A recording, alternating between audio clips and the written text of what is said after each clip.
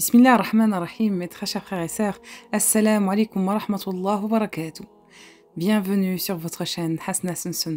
Ramadan Mubarak wa kullu am wa antum bi khair. Allah Azza wa Jal a béni ses serviteurs de certaines saisons de bonté dans lesquelles les récompenses des bonnes actions, les hasanat, sont multipliées et les mauvaises actions, les sayyat, sont pardonnées. Le statut des gens est élevé et le cœur des croyants est tourné vers leur maître. Ceux qui se purifient parviennent au succès et ceux qui sont corrompus échouent. Allah Azza wa Jal a créé ses serviteurs pour l'adorer comme il dit « Je n'ai créé les djinns et les hommes que pour qu'ils m'adorent » Sourate 51, verset 56, un des plus grands actes d'adoration et le jeûne qu'Allah Azza wa Jal a rendu obligatoire. Il dit à ce sujet « Ya ayyuhalladina amanu kutiba alaykum as-siyam kama kutiba ala alladina min qablikum la'allakum tattaqun » Ô les croyants, on vous a prescrit as-siyam comme on l'a prescrit à ceux d'avant vous. Ainsi, atteindriez-vous la piété? Sourate 2, verset 183.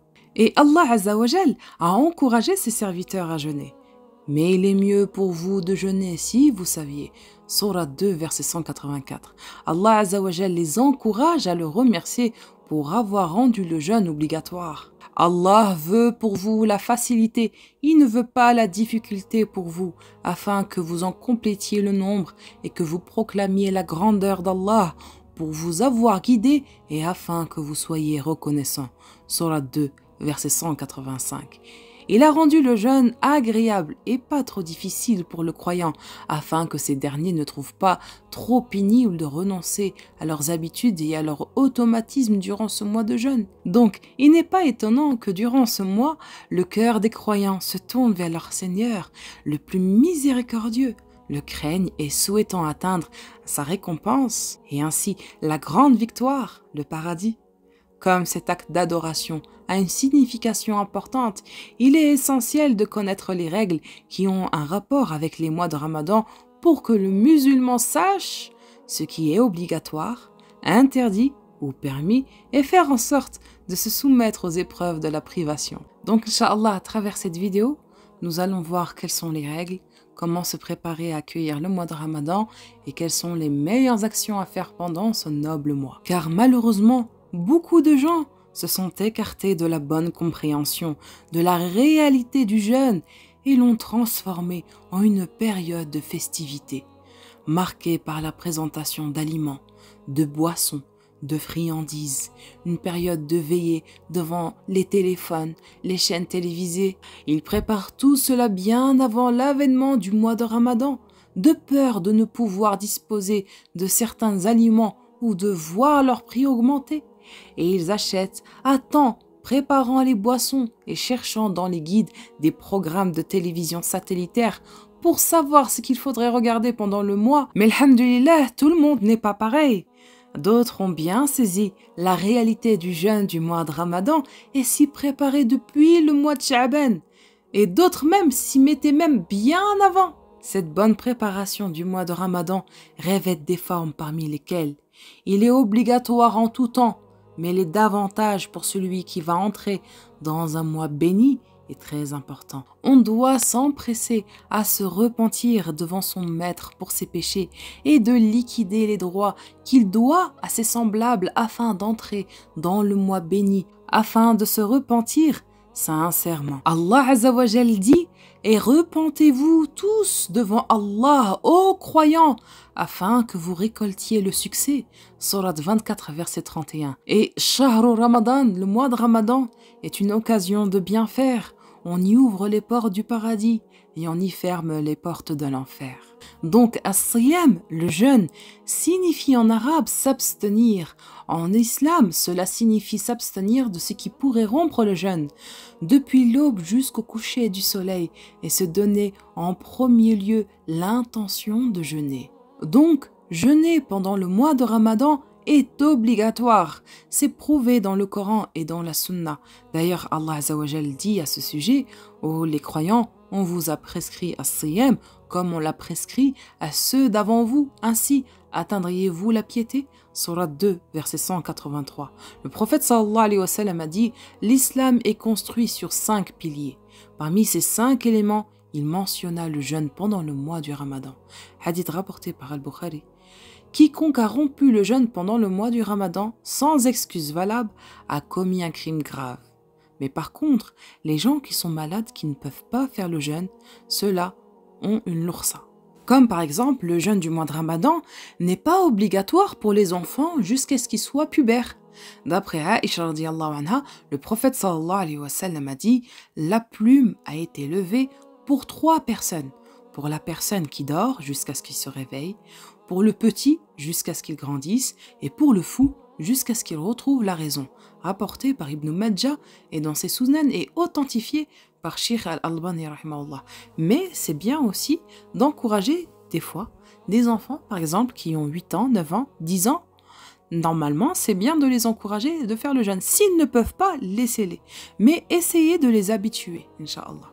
Le jeûne du mois de Ramadan n'est pas obligatoire aussi aux personnes qui n'ont pas de raison. Et les personnes qui perdent connaissance aussi. L'imam Nawawi a dit « Le jeûne n'est pas obligatoire à la personne qui a perdu connaissance durant la période de la perte de connaissance. » Et il n'y a pas de divergence sur cela. Donc, le jeûne du mois de Ramadan n'est obligatoire qu'aux personnes qui peuvent physiquement le supporter. Mais sont exclus les malades, comme par exemple les chroniques ou ponctuels, la femme enceinte et les personnes très âgées. Le jeûne du mois de Ramadan est obligatoire pour tous les musulmans pubères et en bonne santé mentale. Cela signifie que les enfants avant la puberté et les personnes qui ont des problèmes mentaux ou physiques ne sont pas obligés de jeûner. Cependant, les enfants sont encouragés à jeûner quelques jours pendant le mois de Ramadan pour se préparer à la pratique à l'âge adulte. On ordonne à l'enfant de jeûner à partir du moment où il est capable de le supporter. À partir du moment où le jeûne n'entraîne pas une difficulté qui dépasse la difficulté physique normale qui est liée au jeûne. D'après Ayyub Muhammad ibn Sirin, rahimahullah, a dit « On ordonne la prière à l'enfant lorsqu'il reconnaît sa droite de sa gauche et on lui ordonne le jeûne lorsqu'il en est capable. » Les femmes enceintes et allaitantes sont également concernées par le jeûne. Si la femme est en bonne santé et que son médecin estime qu'elle peut jeûner sans danger pour elle-même ou pour son bébé, elle doit jeûner. Mais si le jeûne est susceptible de mettre en danger la santé de la mère et de son enfant, elle peut rompre le jeûne et le rattraper plus tard ou nourrir les pauvres en lieu et place du jeûne. D'après Anas ibn Malik, radiyallahu anhu, le prophète sallallahu alayhi wa sallam a dit « Certes, Allah a levé la moitié de la prière pour le voyageur et il a levé le jeûne pour le voyageur, la femme enceinte et la femme qui allait. » Rapporté par Ibn Majah et authentifié par Sheikh Al-Albani. C'est-à-dire que le voyageur prie les prières du Dohr, du Asr et du Isha en faisant 2 unités de prière au lieu de 4 pour le résident. Les personnes âgées et malades qui ne peuvent pas jeûner à cause de leur état de santé sont également dispensées de jeûner pendant le mois de Ramadan. Cependant, ils doivent nourrir les pauvres pour chaque jour manqué ou rattraper les jours de jeûne manqués plus tard, s'ils le peuvent. Pour les femmes qui ont leurs règles ou leur période de saignement postpartum, elles ne peuvent pas jeûner pendant leurs règles ou leur période de saignement postpartum, mais doivent rattraper les jours manqués plus tard. Les personnes souffrant d'une maladie chronique ou d'un état de santé qui les empêche de jeûner, elles peuvent rompre leur jeûne et rattraper les jours manqués plus tard. Les savants sont en consensus sur le fait que le malade n'est pas obligé de jeûner le mois de Ramadan. Donc, en bref, le jeûne du mois de Ramadan est une pratique importante pour les musulmans, mais elle n'est pas destinée à tout le monde. Il y a des personnes qui doivent jeûner et d'autres qui sont exemptées du jeûne pour des raisons de santé ou d'autres circonstances. Les musulmans doivent respecter ces règles pour que leur jeûne soit valide et accepté par Allah Azza wa Jal. Les vertus du jeûne sont d'une importance considérable et une des commentaires rapportés comme hadith sahih est qu'Allah Azza wa Jal a choisi le jeûne qui multipliera la récompense de celui qui le fait sans compter, comme il le dit dans le hadith Qudsi suivant, à l'exception du jeûne qui n'est fait uniquement que pour moi et je récompenserai celui qui le fait. Al-Bukhari. L'invocation de celui qui jeûne ne peut être refusée. Hadith rapporté par Al-Bahyaqi. Le jeûne n'a pas d'équivalent Sahih at-Taghrib. Celui qui jeûne connaît deux grands moments de joie, l'un quand il rompt le jeûne et l'autre quand il rencontre son Seigneur qui se réjouit de son jeûne. Hadith rapporté par Muslim. Le fait de jeûner sera pris en compte pour intervenir en la faveur de celui qui l'a fait le jour du jugement dernier. Ô Seigneur, je l'ai privé de sa nourriture et de ses désirs physiques durant la journée. Alors, laisse-moi intercéder en sa faveur maintenant. Hadith rapporté par Ahmed. Jeûner est une protection et une forteresse qui éloigne des feux de l'enfer. Hadith rapporté par Ahmed. Le Coran a été révélé durant ce mois et au sein de ce mois, il y a une nuit qui vaut des milliers de mois. Lorsque arrive le mois de Ramadan, les portes du paradis sont ouvertes et celles de l'enfer fermées, tandis que les shayatin, démons, sont enchaînés. Hadith rapporté par Al-Bukhari. Celui qui jeûne le mois de Ramadan avec foi, en comptant sur la récompense divine, ses péchés lui seront pardonnés. Rapporté par Al-Bukhari. Il y a beaucoup de sagesse et d'avantages à faire le jeûne. Il faut se pencher sur ce sujet, sur la taqwa mentionnée par Allah Azza wa Jal dans le verset.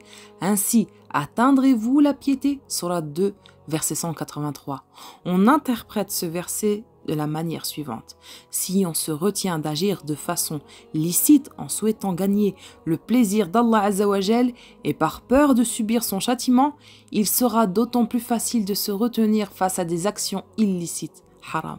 Et vous savez, mes très chers frères et sœurs, quand le jeûneur sent son estomac se tordre de faim, il vit l'expérience des pauvres. C'est alors qu'il éprouve de la compassion à leur égard et leur donne quelque pour leur apaiser en tant soit peu leur faim. Entendre parler des pauvres, ce n'est pas similaire à partager leur souffrance. Tout comme un conducteur ne comprend les difficultés de la marche jusqu'à ce qu'il descende de son véhicule et se mette à marcher. Jeûner entraîne sa volonté à éviter les désirs et nous éloigne du péché. Cette activité permet à l'homme de dépasser sa nature humaine et se détacher de ses habitudes. Ceci entraîne aussi à s'habituer à être organisé et ponctuel, ce qui résoudrait le problème de beaucoup de gens inconsciemment désorganisés. Jeûner est également une bonne démonstration de l'unité des musulmans dans la mesure où la Ummah, la communauté, jeûne et rompt son jeûne en même temps. Jeûner est une opportunité pour l'évocation d'Allah Azza wa Jal. Pendant ce mois, beaucoup de gens se rendent à la mosquée pour la première fois. Il y en a d'autres encore pour qui leur dernière visite remonte à pas mal de temps. Ils ont tous le cœur ouvert. C'est donc une opportunité pour nous de prêcher de manière douce, de leur enseigner les leçons appropriées et de leur dire des paroles qui leur sont bénéfiques, tout en associant la droiture et les bonnes actions. On ne doit pas être si préoccupé par les autres.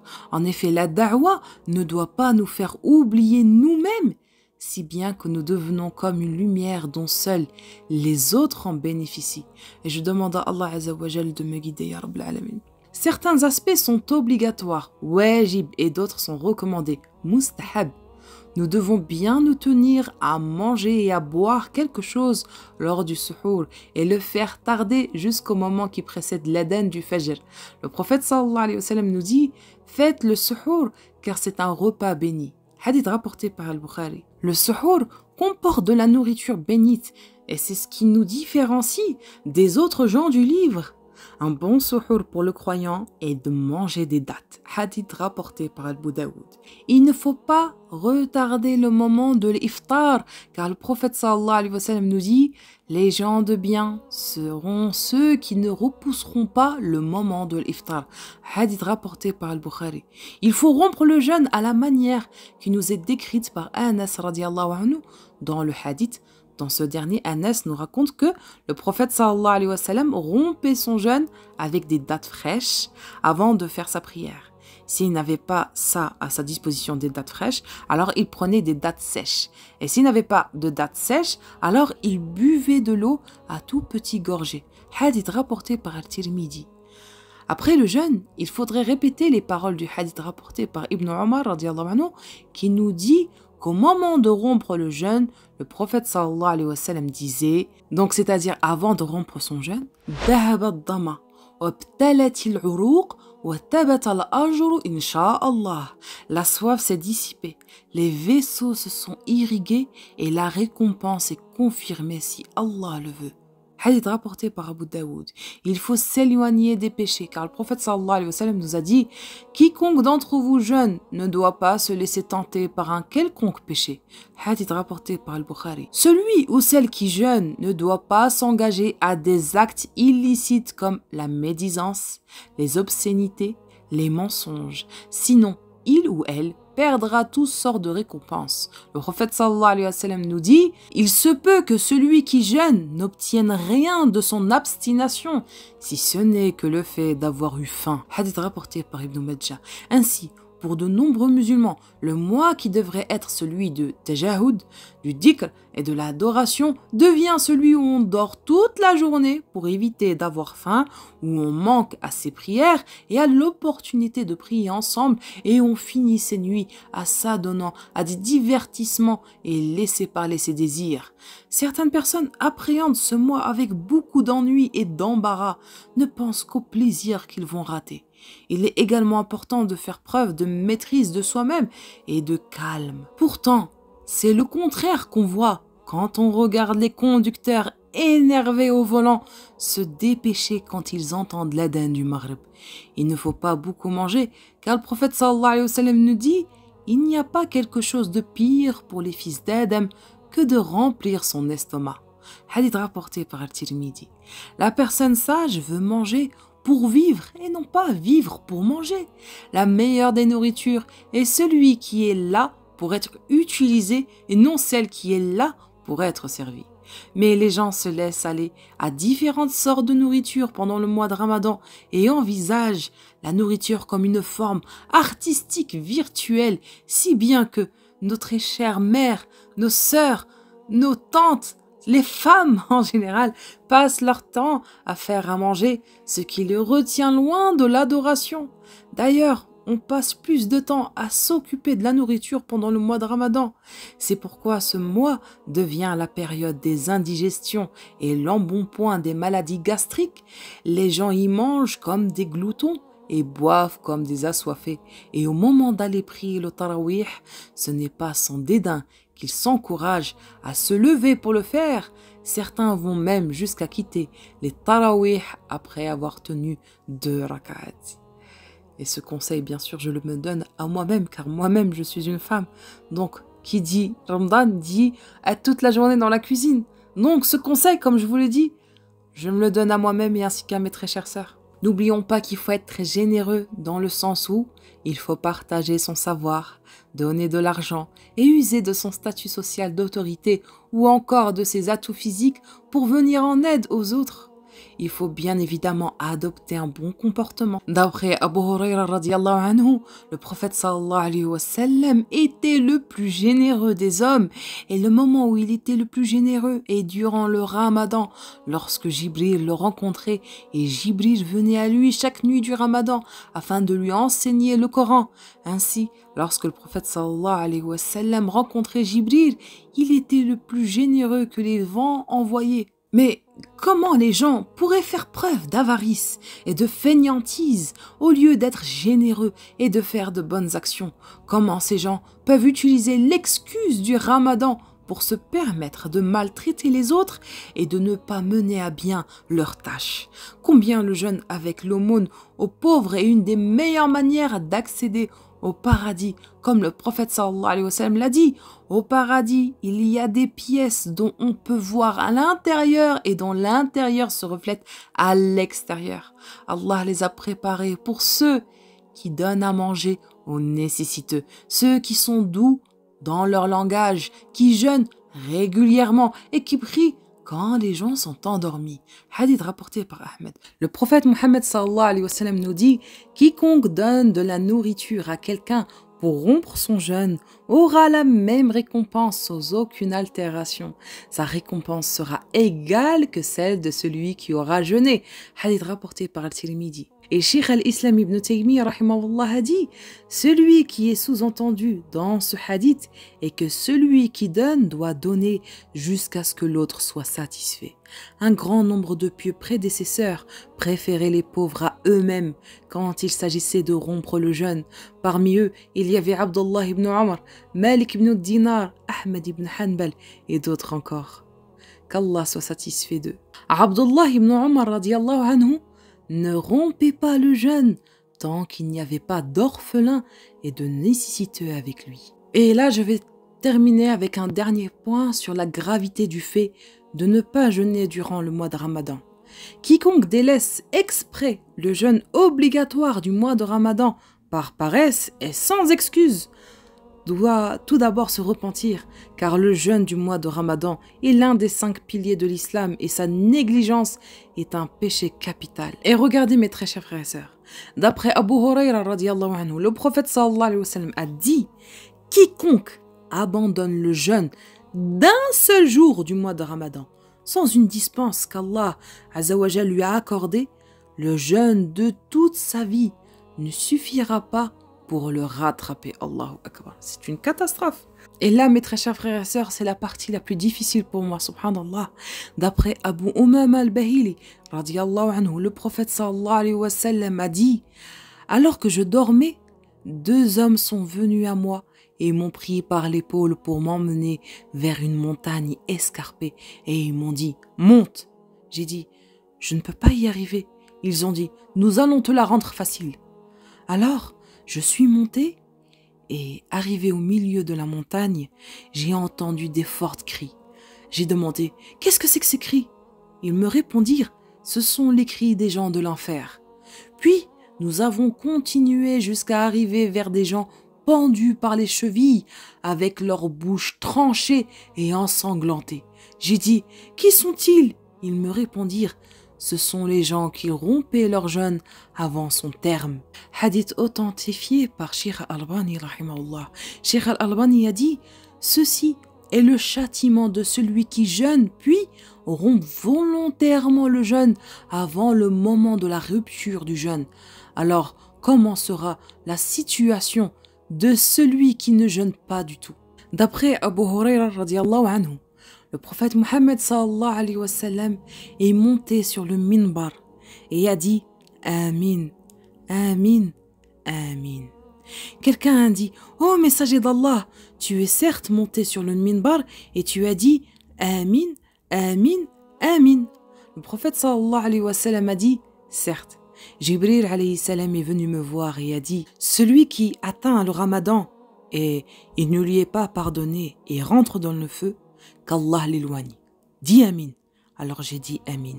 Celui qui atteint ses 2 parents ou l'un d'eux et ne se comporte pas bien avec eux, puis meurt et rentre dans le feu, qu'Allah l'éloigne. Dis Amin. Alors j'ai dit Amin.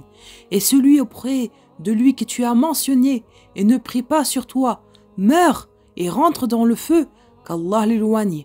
Dis Amin. Alors j'ai dit Amin. Rapporté par Ibn Khuzayma et authentifié par Sheikh Al-Albani rahimahullah.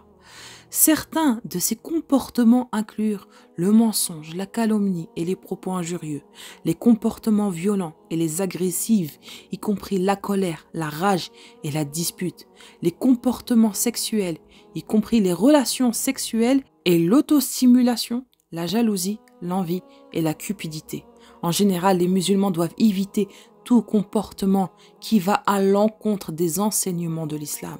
Le mois de Ramadan est un mois de purification et de renouveau spirituel et les croyants doivent s'efforcer d'adopter des comportements qui reflètent leur engagement vers leur foi. En conclusion, pendant le mois de Ramadan, les musulmans doivent s'abstenir de manger et de boire de l'aube au coucher du soleil, ainsi que de nombreux aliments et boissons spécifiques.